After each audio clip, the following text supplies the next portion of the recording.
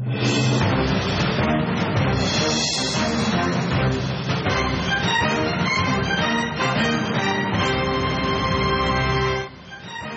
आप देख रहे हैं CNBC आवाज और यह है खास मुलाकात। बेहद खास मुलाकात क्योंकि एनडीए सरकार के जो टॉप 5 हैं पंच परमेश्वर, उनमें से एक हैं श्री वेंकैया नायडू जी, जो urban poverty alleviation, urban development और इसके अलावा हाउसिंग और उसके साथ साथ पार्लियामेंट्री अफेयर्स, ये सारे मंत्रालय देखते हैं। सर, आपने हमारे लिए वक्त निकाला, बहुत शुक्रिया आपका। सबसे पहले मैं चर्चा इससे शुरू करूंगा कि आज ही सुप्रीम कोर्ट ने नेशनल जुडिशियल अपॉइंटमेंट कमीशन को असंवैधानिक करार दे दिया है, जिसका हम इंतजार कर रहे थे। इस पर एक देश में कंसेंसस था कि एग्जीक्यूटिव को इस मामले में काम करना चाहिए, क्योंकि जुडिशरी में इफिशियंसी, अकाउंटेबिलिटी और ट्रांसपेरेंसी की बहुत जरूरत है। आप क्या कहते हैं? नहीं, ये तो मेरे लिए तो शॉकिंग है। कारण क्या है, मैं पार्लियामेंट्री अफेयर्स मिनिस्टर हूं। मैं पार्लियामेंट में देखा, लोकसभा में अनुभव में पहली बार ऐसा एक मत होके सब लोगों ने इस कानून का समर्थन किया। National parties, regional parties, even noted individuals, almost. तो लोकसभा में तो किसी एक व्यक्ति ने भी इधर उधर बोला भी नहीं, सब ने पॉजिटिवली बोला। और कोई अचानक हमने ये कानून लाया नहीं। कई वर्षों से इसके बारे में देश में चर्चा हो रहे थे, मीडिया में चर्चा हो रहे थे, हम लोगों में चर्चा हो रहे थे, और सब में एक मत बना। तो ये इंप्रेशन ऐसा जा रहा है जजेस अपने आप नियुक्ति कर रहे, ये अच्छा नहीं है। इसलिए थोड़ा बैलेंस होना चाहिए इसमें। इसका अर्थ ये नहीं है दूसरी तरफ सब पूरा अधिकार सरकार के हाथ में जाना चाहिए, ऐसा भी नहीं है। तो इसलिए हम एक बैलेंस लाने के लिए कोशिश किया और एक मत से पार्लियामेंट ने इस कानून को पारित किया। अभी सुप्रीम कोर्ट ने उसको असंवैधानिक अभी करके स्ट्राइक डाउन किया, ऐसा अभी खबर आ रहे। पूरा जजमेंट आने दीजिए, आने के बाद हम अध्ययन करेंगे। कारण क्या है, लोकतंत्र में parliament is the people's voice, absolutely, and parliament has the power to make laws. तो सर, डिटेल की बात छोड़ दें। संसद का काम है कानून बनाना, और एक कानून के बारे में सुप्रीम कोर्ट की एक राय हो सकती है। अब चूंकि स्ट्राइक डाउन कर दिया है, तो सरकार के तौर पर आप इसका रास्ता क्या निकालने जा रहे हैं? नहीं, अभी पूरा अध्ययन करने के बाद ही हम रिएक्ट कर पाएंगे। आपस में हम लोग चर्चा करेंगे, विपक्ष से भी सलाह मशवरा करेंगे, क्या करना आगे उसके बारे में निर्णय करेंगे। हम कोई कॉन्फ्रंटेशन नहीं चाहते, मगर सिस्टम जो संविधान में हरेक का विधि विधान क्या होना चाहिए, न्यायपालिका का क्या है, एग्जीक्यूटिव का क्या है, और जुडिशरी का इसका क्या है, लेजिस्लेचर का क्या है, बहुत क्लियर है। तो इस सिचुएशन में कानून बनाना हमारा हक है। तो हमारा हक जो है और लोगों का मांग है, उस हिसाब से हमने एक कानून बनाया है। सर, आप बिल्कुल ठीक कह रहे हैं। किसी राजनीतिक पार्टी के कन्फ्रंटेशन का सवाल भी नहीं है। एक विल पावर है, उस विल पावर को जो कि एग्जीक्यूटिव के पास है, पीपल ने दिया है, उसके सामने कानून बना करके जुडिशरी को एक नए ढंग से रिफॉर्म करने का काम वर्क इन प्रोग्रेस है, होना ही चाहिए।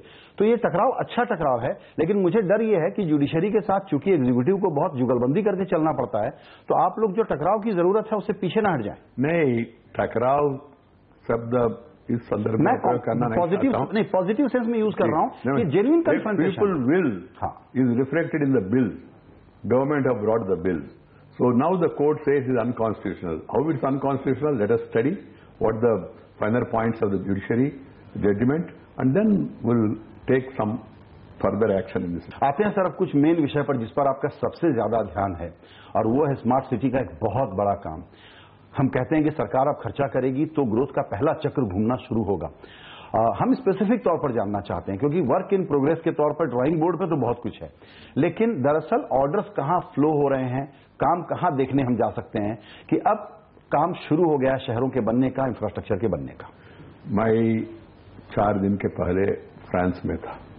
पेरिस के बगल में एक इको सिटी में देखने के लिए गया। मैं छोटा है, 54 हेक्टार्स वाला, और उन्होंने बताया मुझे 2002 में शुरू हुआ, अभी 2015 में है। उन्होंने कहा और 2 साल लगेगा। मैं विस्तार से बताना नहीं चाहता हूं, अभी अभी वहां। मेरा कहना यह है, स्मार्ट सिटी रातों रात नहीं बन पाएगा। और सिटी माने कोई एक बिल्डिंग नहीं तो एक कंक्रीट स्ट्रक्चर नहीं है। पूरा सिटी का बदलना, नहीं तो सिटी में कुछ इलाका को बदलना, रिट्रोफिटिंग करना, नहीं तो रीडेवलपमेंट करना, नहीं तो पैन सिटी डेवलपमेंट करना, नहीं तो कुछ इलाका सेलेक्ट करके वहां एक छोटा सा मॉडल। कारण क्या है, प्रधानमंत्री ने कहा ये smart cities are light houses. इसको देख के बाकी लोग भी प्रेरित होके अपना इलाके में अपना शहर को डेवलप करने के लिए, सुधारने के लिए प्रयास करना चाहिए। हम इसमें एक साल आपस में चर्चा करना, स्टेट से बातचीत करना, कमिश्नर्स को उनको काउंसलिंग करना, मेयर से बातचीत करना और पूरा दुनिया में क्या हो रहा है सब थोड़ा अध्ययन करना, ये काम पूरा हो गया। और सिलेक्शन ऑफ 100 सिटीज वो भी पूरा हो गया। उसमें से पहले साल हम 20 सिटीज को लेने वाले हैं और हर एक शहर को हमने 2 करोड़ रुपया डिटेल्ड प्रोजेक्ट रिपोर्ट बनाने के लिए पैसा भी रिलीज किया है। और 92 सिटीज ने कंसल्टेंट्स को भी नियुक्त किया है और इसमें से 19 सिटीज को फॉरेन कंट्रीज उस सिटीज के साथ मिलकर काम करने के लिए उन्होंने संसिद्धता व्यक्त किया है और कुछ लोग उस पर काम भी कर रहे हैं। तो एक बार डिटेल्ड प्रोजेक्ट रिपोर्ट हो जाए, स्मार्ट सिटी प्लान बनाए, फिर दिसंबर 15 तक उनको समय दिया है, अभी हम लोग अक्टूबर में है, दिसंबर 15 तक लोग अपना अपना सिटीज का स्मार्ट सिटी प्लान बना के अपना सिटी का वर्तमान में स्थिति क्या है ये सामने लाएंगे। 15 के बाद एक कंपटीशन होगा, सिटी चैलेंज उसका नाम है, उसमें से 20 सिटीज को, शहरों को इस साल के लिए सेलेक्ट करना है।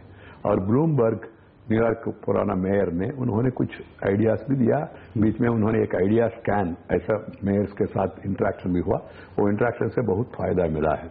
उस स्टेज पे है अभी स्मार्ट सिटीज का योजना। बिल्कुल आप ठीक कहते हैं सर, ये तत्काल नहीं हो सकता और कई बरस लगते हैं बनाने में। 2 एग्जाम्पल लूंगा। एक तो है टूटता हुआ शहर जैसे मुंबई, कि इसको कोलैप्स होने से कैसे बचाएं। दूसरा उदाहरण आपका इलाका, जहां अमरावती नाम का एक नया शहर बनाने के लिए लैंड एक्विजिशन की कोई समस्या नहीं आई, क्योंकि मिली हुई चीजें हैं कि आपको जमीन मिलनी चाहिए, आपके पास प्लान होना चाहिए और इन्वेस्टर को आके पैसा लगाना चाहिए। इन्वेस्टर कोलैप्स्ड है, जो डेवलपर कम्युनिटी है इस देश की, उसके पास पैसा नहीं है, बैंक उनको कर्जा देके बैठे हुए हैं। एक ऐसे रोड जैम में हम फंसे हुए हैं, उसकी क्लीनिंग के लिए आप क्या कर रहे हैं? मैं इससे सहमत नहीं हूं। कल मेरे पास चाइनीज डेलीगेशन आया, 30 इन्वेस्टर्स आके मिले और लोगों ने इच्छा व्यक्त किया। उसके पहले मलेशियन डेलीगेशन आया, कल ही 12 लोग मिनिस्टर के साथ। उन लोगों ने कहा, आपने देखा होगा कल अर्नेस्ट एंड यंग उनका रिपोर्ट आया और उन्होंने कहा दुनिया भर में 500 इन्वेस्टर्स को इंटरव्यू किया उन्होंने, उसमें से 60% लोगों ने कहा India is the best destination for investment. इसलिए मेरे ख्याल से पैसा बहुत बड़ा इश्यू नहीं है। नंबर 1 इश्यू मेरे ख्याल से number 1 issue change of mindset और अर्बन लोकल बॉडीज को तैयारी करना। कारण क्या है, पैसा हम तो देंगे, एक साल में 100 करोड़, 5 साल में 500 करोड़ देंगे, 50,000 करोड़ हम इसमें खर्च करने वाले हैं। स्टेट गवर्नमेंट्स को भी इक्वल अमाउंट देना पड़ेगा, इससे भी काम नहीं होगा और भी पैसा चाहिए। उस पैसा के लिए हमने पीपीपी मॉडल सजेस्ट किया, public private partnership model. PPP model इतना आसान नहीं है मगर असंभव भी नहीं है, आप मिलकर काम कर सकते हैं। श्रीमान अटल बिहारी वाजपेयी जी ने रास्ता दिखाया नेशनल हाईवे कार्यक्रम में, उस समय किसी ने कल्पना भी किया नहीं।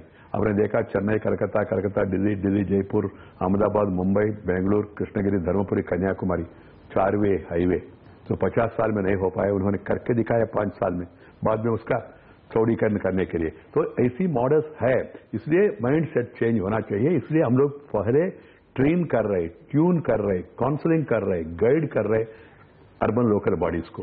बिल्कुल सर, आप ठीक कह रहे हैं, माइंडसेट चेंज पर ही आ रहा हूं। डायरेक्टली आपका मुद्दा वो नहीं है, लेकिन आप इसमें जरूर इन्वॉल्व होंगे ही। जितने पुराने इंफ्रास्ट्रक्चर प्रोजेक्ट हैं वो फंसे हुए हैं क्योंकि उसमें कर्ज लिया, बैंकों को भी चुका नहीं पा रहे हैं। नए में इतना सस्ती बोली लगा रहे हैं कि इम्प्रैक्टिकल होगा, फिर आकर के पैसा मांगेंगे।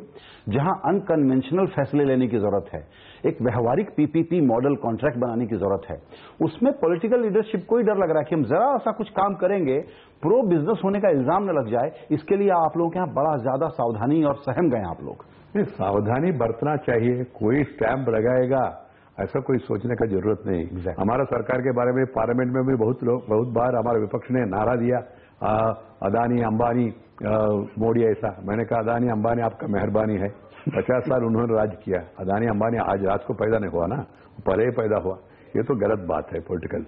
मेरा कहना यह है और सावधानी बरतना चाहिए, अनुभव से सीखना चाहिए और गुड एग्जाम्पल्स। मैं आपकी जानकारी के लिए बता रहा हूं, जो 20 शहरों का सिलेक्शन होगा इसमें सिटी कॉम्पिटिशन चैलेंज में, इन शहरों में से कुछ प्रतिनिधियों को अमेरिका ले जाएंगे ब्लूमबर्ग, वहां दिखाएंगे गुड प्रैक्टिसेस क्या है, गुड एग्जाम्पल्स क्या है। मैंने अभी कहा अपने मैंने फ्रांस में छोटा सा शहर का डेवलपमेंट मैंने देखा है, वो एनवायरमेंट फ्रेंडली, इसमें सोलर एनर्जी, उसमें एलईडी लाइटिंग, उसमें रेन वाटर हार्वेस्टिंग, उसमें वाटर रिसाइकलिंग, ये सब सिस्टम्स उन्होंने बनाया। बहुत इंटरेस्टिंग है, लोग आके उसको देख रहे। मेरे ख्याल से once you make a beginning, थोड़ा अच्छा दिखाओगे ना, लोग साथ देंगे। थोड़ा सर्विस माने चार्जेस देना पड़ेगा, माने सर्विस दिए तो थोड़ा चार्जेस होंगे, मगर सर्विस चार्जेस लगाते समय गरीब लोगों का उनका हित को भी ध्यान में लेके काम करना पड़ेगा। हम जरूर उसको ध्यान में रखेंगे, मगर मीटरिंग होगा। आप 1 लीटर पानी यूज करेंगे, बहुत सस्ते में होगा, फ्री भी हो सकता है। 5 लीटर वाले, 10 लीटर वाले, 500 लीटर वाले, उनके लिए ज्यादा खर्चा होगा। सर, रियल एस्टेट रेगुलेटर का बिल एक तरीके का टेस्ट केस हो गया है कि इस कम्युनिटी को कैसे हैंडल करना है। हाउसिंग फॉर ऑल बनाने का आप लोगों का कमिटमेंट है, उसको करने वाले जो लोग हैं उनके हाथ बंधे हुए हैं। होम बायर के नाते हम शिकायत करते हैं कि बिल्डर कम्युनिटी को बिल्कुल एक अकाउंटेबिलिटी में फ्रेमवर्क में लाना जरूरी है। आपके मित्र राहुल गांधी ने एक नारा लगा दिया, आप लोग उस बिल को लेकर के फिर रुक गए, जो कि बनकर के बिल्कुल तैयार था। रुकने का सवाल ही नहीं, हम बिल लेकर पार्लियामेंट में गया, विपक्ष ने जिद करके जो बिल स्टैंडिंग कमेटी से पारित होकर आए, जो बिल कांग्रेस का जमाने में बनाया, उसी बिल को सुधारने के लिए हमने प्रयास किया। तो उन्होंने इंसिस्ट किया। हमारे पास राज्यसभा में बहुमत नहीं था, तो कह दिया कि प्रो बिल्डर है। नहीं, जब राज्यसभा में हमारे पास बहुमत नहीं था, इसलिए हमने उसको सेनेट कमेटी को भेजने के लिए तैयार हो गया। कमेटी के पास भेजा, कमेटी ने अपना सिफारिश किए, वापस आए। हमारे डिपार्टमेंट ने उसको फाइन ट्यून करके अभी कैबिनेट में भेजा। कैबिनेट मेरे ख्याल से अप्रूव करेंगे, अगला सेशन में जरूर उसको लाएंगे। हम चाहते रियल एस्टेट में रेगुलेशन हो, मगर स्ट्रैंगुलेशन ना हो। कारण क्या है, जो हमने कहा हाउसिंग फॉर ऑल बाय 2022, ये काम केवल सरकार के द्वारा संभव नहीं होगा। सरकार को भी करना पड़ेगा, प्राइवेट सेक्टर को भी बड़ी पैमाने पे प्रोत्साहन करना पड़ेगा। इसलिए एफएसआई रेगुलेशंस और इसलिए इनकम टैक्स में छूट देना, इसलिए एफडीआई रेगुलेशंस भी रिलैक्स करना, इसलिए मैं 4 बार अभी तक, कल लास्ट मीटिंग हुआ, ये अलग अलग मंत्रालयों को बुला के एक साथ इजी अप्रूवल्स कैसा हो, civil aviation, defence ministry, archaeological survey of India और कंज्यूमर अफेयर्स जी हमारा मंत्रालय, तो अलग अलग जगह पे जाना, मकान निर्माण करने के लिए, प्रोजेक्ट के लिए, मुंबई में, तिरुवनंतपुरम में, दिल्ली तक क्यों आना। इसलिए आने वाले दिनों में हम एक इजी अप्रूवल्स के लिए 500 मंत्री बैठ के हमने एक योजना बनाया, उसको फाइन ट्यूनिंग कर रहे, वो भी आएगा और बिल भी पारित हो जाएगा पार्लियामेंट में। मुझे विश्वास है रियल एस्टेट सेक्टर यानी बिल्डर्स, ये लोग बड़ी पैमाने पे इसमें रुचि लेंगे। बिल्कुल, डेवलपर्स की अभी जो हालत है उनको भी मदद की जरूरत है, क्योंकि घर बने ताकि लोग खरीद पाएं। उसके लिए और क्या सरकार करने जा रही है? बहुत लोग कह रहे हैं कि अब डेवलपर्स को और थोड़ा सा ब्याज के लेवल पे सबवेंशन देने की जरूरत है। इंपॉर्टेंट इजी अप्रूवल्स, सबसे परेशानी क्रेडिट वाले बताते हैं, तो रियल एस्टेट वाले बताते हैं हमको, नरेडको वाले बताते हैं, सर परेशानी ज्यादा सा अप्रूवल्स लेने में 6 महीने भी लगता है, कभी कभी 1 साल भी होता है। उसको सिंपल करने के लिए हमारा लेवल पे, सेंट्रल लेवल पे हम लोग प्रयास कर रहे हैं, स्टेट्स को भी हम लोग सेंसिटाइज कर रहे हैं और म्यूनिसिपैलिटीज को कह रहे हैं 60 दिन में एप्लीकेशन आने के बाद परमिशन देना, नहीं तो डीम टू बी गिवन। इस दिशा में वो लोग वर्कआउट कर रहे हैं। Second is interest rates. श्रीमान अटल बिहारी वाजपेयी जी का जमाना में आपको याद होगा, इंटरेस्ट रेट उस समय 7.5% तक आया। उसी कारण से लाखों संख्या में मकान का निर्माण हुआ उस देश। बाद में इंटरेस्ट रेट बढ़ गया, अभी 10.25, 10.5% में लोन लेके ईएमआई पे करना मध्यम वर्ग लोगों के लिए प्रैक्टिकली संभव नहीं है, इसलिए इसको कम करना, उस दिशा में थोड़ा सा हम आगे बढ़ा है। रिजर्व बैंक ने अभी अभी 2 बार उन्होंने थोड़ा सा कम किया है, आगे भी और कम करना। इंटरेस्ट कम करना माने देश का वित्तीय स्थिति जब सुधारेगा, when the economy improves, then only you will be able to reduce the interest rate. मैंने अरुण जी से भी बात किया, वित्त मंत्री से, मैं 3 बार मिला और कहा इंटरेस्ट रेट कम करो। उन्होंने कहा जब इकोनॉमी इंप्रूव होगा जरूर इंटरेस्ट रेट्स और भी कम करेंगे। बिल्कुल। ये आपको लगता है कि प्रायोरिटी सेक्टर लेंडिंग में ले आना चाहिए इन सारी एक्टिविटीज? जरूर आना चाहिए। प्रायोरिटी सेक्टर इंफ्रास्ट्रक्चर है ये और हाउसिंग प्रायोरिटी है, इसको प्रायोरिटी सेक्टर लेंडिंग में लाना चाहिए। मैं इस विषय में प्रधानमंत्री जी को भी ब्रीफ किया हूं और वित्त मंत्री से मैं बातचीत कर रहा हूं। मेरे ख्याल से आने वाले दिनों में वित्त मंत्री एक पॉजिटिव व्यू लेंगे इसके बारे में।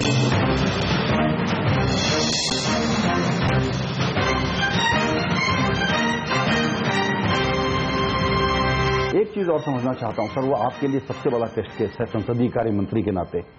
जीएसटी एक प्रकार की कसौटी बन गया है कि इस देश की तकदीर बदलनी है तो जीएसटी बहुत जरूरी है। मेरी खुद की भी राय यही है सर। और वहां सबसे बड़ा लॉकजाम है, उसके बगैर आपका पूरा रिफॉर्म एजेंडा डिलीवर नहीं हो पाएगा। नहीं, GST is a revolutionary taxation transforming system है। इसमें स्टेट्स का रोल भी है, इसलिए स्टेट से बातचीत किया है। ये कानून भी पुराना सरकार ने लाया है और ये हमारा सरकार ने इसको अचानक दोबारा लाया नहीं। 5-6 साल से अलग अलग वित्त मंत्रियों के नेतृत्व में उप समिति नियुक्त करके, पहले असीम दास गुप्ता वेस्ट बंगाल सीपीएम का वित्त मंत्री, उसके बाद जम्मू कश्मीर का वित्त मंत्री, उसके बाद बिहार का वित्त मंत्री हमारा सुशील मोदी जी, उसके बाद KM मणि केरला कांग्रेस सरकार का। इन लोगों ने स्टेट से बातचीत करके काफी सुधारा और ब्रॉड कॉन्सेंसस बनाया। हमारा वित्त मंत्री श्री अरुण जेटली गत 1 साल से हर एक स्टेट से बातचीत कर रहे। कुछ स्टेट्स को कुछ प्रॉब्लम्स थे, इसलिए उस समय गुजरात ने भी आपत्ति व्यक्त किया। कांग्रेस वाले हमेशा याद दिलाते हमको।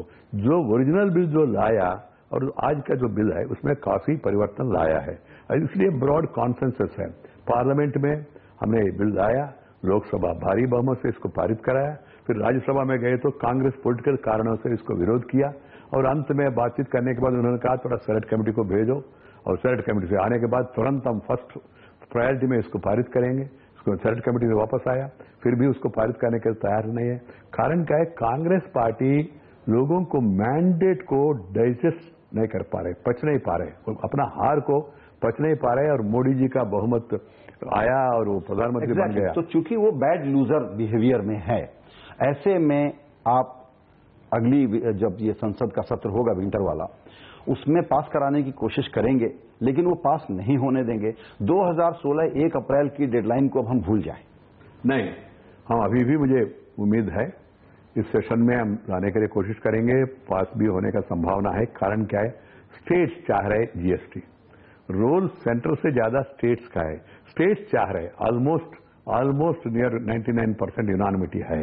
फायदा पब्लिक ओपिनियन भी strongly in favour of GST है और इंटरनेशनल स्टडी भी बता रहे जीएसटी आए तो आपका जीडीपी 1.5 से 2% ज्यादा बढ़ने का संभावना है। जो देश के हित में सोचेंगे वो लोग जरूर जीएसटी को समर्थन करेंगे। कांग्रेस को ऊपर भी पब्लिक ओपिनियन प्रेशर होगा, मेरे ख्याल से वो भी रियलाइज करेंगे। बिहार चुनाव होने के बाद हम दोबारा विपक्ष से पार्टी से बातचीत करेंगे। बातचीत करने के बाद मुझे विश्वास है ये पारित हो जाएगा और कुछ ये अप्रैल 2016 अप्रैल का जो डेडलाइन है उसका हम लोग कारण क्या है, इसको थोड़ा सा स्टेट से रिक्वेस्ट कर सकते हैं और वो लोग भी थोड़ा फास्ट ट्रैक में अभी इसको पारित करें। हाँ। और पार्लियामेंट में दोबारा लाए, हो जाएगा ऐसा मुझे विश्वास है। आप कह रहे हैं 1 अप्रैल 2016 अभी भी पॉसिबल? हाँ, मुझे विश्वास है। मैं वित्त मंत्री से भी संपर्क में हूं, अभी भी पॉसिबल है। If you have a will you can, there is a way and you can do it also. Exactly. एक बात सर, इसमें आप इसको एक सवाल समझ लें, आपके बारे में एक पर्सनल कंप्लेन या फीडबैक समझ लें। वो ये है कि सत्ता में, सरकार में और कांग्रेस में, विपक्ष में एकदम टकराव है। सारे नेता आपस में बयानबाजी करें, गुत्थम गत्था करें, बिल्कुल ठीक है। संसदीय कार्य मंत्री का काम होता है कि विपक्ष को बहला के, बात करके दोस्ती में रखना। आप खुद उनकी बड़ी आलोचना करते हैं, जबकि उनको समझना चाहिए आपके एजेंट हों। मैं किसी नेता के बारे में जिंदगी में कभी भी कोई व्याख्या किया नहीं, मैं करूंगा भी, उससे कुछ होने वाला नहीं। हमारा लड़ाई सैद्धांतिक, हमारा लड़ाई इश्यू बेस्ड। जब इश्यूज रेज होगा, इश्यूज के बारे में हमारा रवैया क्या है स्पष्ट हम बताते हैं और उनका क्या कमियां है वो भी बताते हैं। एक सवाल पॉलिटिकल पूछूंगा, अगर 2-3 सवाल जितना समय आप और हमारे लिए रखेंगे। जब भी आपकी पार्टी के या आनुषंगिक संगठनों के कुछ लोग बयानबाजी वगैरह करते हैं तो इल्जाम लगता है कि मीडिया सनसनी फैलाता है, छोटे मोटे बयानों को महत्व देता है। चलिए हम उसको खारिज करते हैं। लेकिन जब हरियाणा के मुख्यमंत्री मनोहर लाल खट्टर ये बोलते हैं लड़कियां सड़क पर कैसे चले, इसको भी छोड़ देते हैं, बीफ खाने वाले पाकिस्तान चले जाएं। सर ये प्रोवोकेशन है, ये डराने का काम नहीं। मैं आपसे सहमत हूं, मगर उसको वेरीफाई करना पड़ेगा। कल का एक अखबार आप पढ़िए, उसमें लिखा है 2 Jana Sangh leaders, their biography will be the part of the anthropology studies, etc. Who are those 2 Janasangh leaders? Very interesting. K.M. Munshi, Kanhailal Munshi, who was never in Janasangh. The second, Ashutosh Mukherjee, Ashutosh Mukherjee is father of Dr. Shyam Prasad Mukherjee, who expired in 1924. बड़ा front line का heading है, इसलिए मैं थोड़ा संकोच करता हूं केवल हेडलाइन से नहीं जाना। मैं एक बार हरियाणा मुख्यमंत्री हमने शायद गलत रिपोर्टिंग कर दी। नहीं, ऐसा नहीं कह रहा हूं। हरियाणा मुख्यमंत्री से बात करूंगा। ये हमारा पार्टी का स्टैंड नहीं है। क्या कहना क्या नहीं कहना लोगों के विवेचन पे छोड़ देना चाहिए, नंबर 1। नंबर 2, जाति को नहीं तो मजहब को इसके साथ जोड़ना नहीं चाहिए। इंडिविजुअल हैबिट है। You may be vegetarian, I may be non vegetarian. ये स्वेच्छा संविधान ने सबको दिया है, और tolerance is a essential ingredient of our Hindu values and ethos, if you talk of Hindus also. इसलिए ये एग्जैक्टली उन्होंने क्या कहा मुझे भी पूरा मालूम नहीं। मैं एक बार उनसे बात करूंगा, जरूरत पड़े तो उनको सलाह भी देंगे। एग्जैक्टली। देखिए सर, अभी आपसे हम बात कर रहे हैं, संविधान की कसम खाने के बाद एग्जैक्टली ये जुबान बोली जाती है, लेकिन आपके बहुत सारे सांसद, मंत्री और अब मुख्यमंत्री, देखिए इसको लगाम कैसे? आपने बीच में देखा होगा राजनाथ सिंह जी ने वक्तव्य दिया, व्यक्तियों का बयान और सरकार के साथ मत जोड़िए, पार्टी के साथ मत जोड़िए। फ्री फॉर ऑल हो जाता है। ऐसा नहीं, कोई कभी भी फ्री फॉर नहीं भाई। पहले भी कुछ होते रहा, कांग्रेस पार्टी में, अपना पार्टी में भी क्या होते थे सबको मालूम है। कोई आदर्श स्थिति ऐसा नहीं बता रहा मैं, मगर मेरा कहना है लोकतंत्र है, लोगों को बोलने का अधिकार है, मगर बोलने वाले संयमन बरत के बोलना चाहिए। पार्टी का दृष्टिकोण क्या है, विचारधारा क्या है। कुछ लोग नया भी है, कुछ लोग पुराना आदत भी होगा कुछ लोगों का, सबको समझाने के लिए काम कर रहे हैं हम लोग, और सबको साथ। आप देखिए प्रधानमंत्री, आप देखिए पार्टी का अध्यक्ष, पार्टी का प्रवक्ता, उसमें कुछ गलती आया तो आप लोग हाईलाइट कर सकते, पूछ सकते, मगर कोई व्यक्ति, कोई कार्यकर्ता, इवन एमपी मानो बताइए तो शाम को पार्टी स्पष्टीकरण दे रहे हैं, और पार्टी जो कहेगा वही फाइनल होगा, उसी हिसाब से सबको आगे बढ़ना पड़ेगा। बिल्कुल सर, आखिरी सवाल बिहार के बारे में। आप भी वहां जा चुके हैं, फिर अभी यात्रा करेंगे चुनाव के वक्त। बीजेपी के लिए बहुत जरूरी चुनाव है, लेकिन एक राज्य का चुनाव है, जीते हारे बहुत फर्क नहीं पड़ता।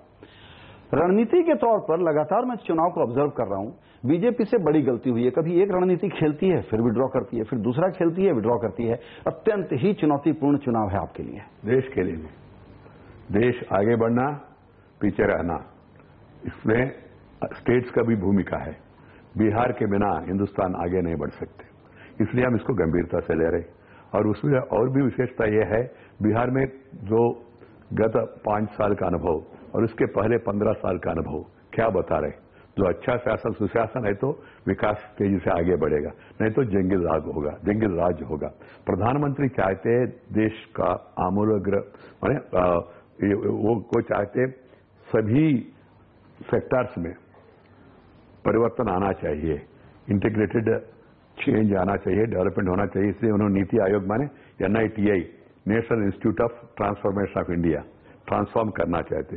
Transformation India is incomplete without Bihar, इसलिए हम बिहार को महत्वपूर्ण ले रहे हैं। सेकंड पॉइंट यह है, राज्यसभा में हमारा बहुमत नहीं है। बिहार का चुनाव इंडिया जीतेगा, राज्यसभा में भी हमको थोड़ा और भी बहुमत मिलेगा, और अगला साल तक पूरा बहुमत आएगा, जो मोदी जी का डेवलपमेंट एजेंडा तेजी से हम आगे ले जा सकते हैं। सर, ये बड़ा इंपॉर्टेंट पॉइंट आपने कहा, तो बिल्कुल आखिरी सवाल, क्योंकि इसमें नंबर का सवाल है और आप क्रंच डेली करते हैं। बिहार हो, यूपी हो, बंगाल हो, सारे नंबर के बाद हमारा असेसमेंट ये है कि अर्ली 2018 तक राज्यसभा के नंबर आपके नियंत्रण में नहीं आएंगे, जहां 2/3 बहुमत से आप कुछ भी करें। देखिए, जब मूड देखेंगे ना लोग, मूड देखेंगे ना, और नंबर भी बढ़ रहा है और मूड भी बढ़ रहा है। तो आपका कहना है कि नंबर नहीं भी बने तो पब्लिक के मूड के कारण, जनमत के कारण विपक्ष अपना व्यवहार बदलेगा, इस पर आपकी आशा है? एग्जैक्टली। लेकि नंबर आपके 2018 जनवरी के पहले तो 18 या 17 देखेंगे, मगर मुझे विश्वास है राज्यसभा में भी लोग चाहते हैं, राज्यसभा में भी मोदी जी के साथ बहुमत हो, कारण क्योंकि आसान से वो अपना एजेंडा, डेवलपमेंट एजेंडा अमल करे। बिल्कुल सर, आपने हमारे लिए वक्त निकाला, बहुत शुक्रिया। Thank you so much.